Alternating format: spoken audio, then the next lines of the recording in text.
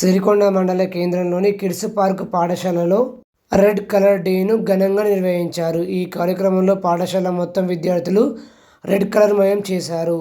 అదేవిధంగా పిల్లలందరూ red colour డ్రెస్లలో వచ్చి ఆనందంగా ఆటపాటలతో నృత్యాలు చేశారు. ఈ కార్యక్రమానికి ముఖ్య అతిథిగా కానిస్టేబుల్ జీవన్ మరియు గోపాల్ యాదవ్లు విచ్చేశారు. అనంతరం వారు మాట్లాడుతూ రెడ్ కలర్ యొక్క ప్రత్యేకతను విద్యార్థులకు వివరించారు. ఈ కార్యక్రమంలో పాఠశాల ప్రిన్సిపల్ జాకిర్ హుస్సేన్, సిబ్బంది, విద్యార్థులు తదితరులు పాల్గొన్నారు.